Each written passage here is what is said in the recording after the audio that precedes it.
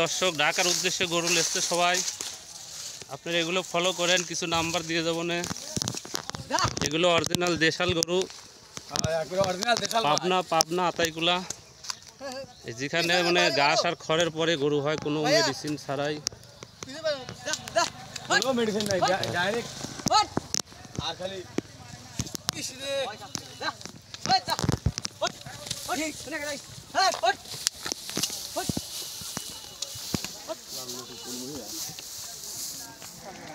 আস্তে আস্তে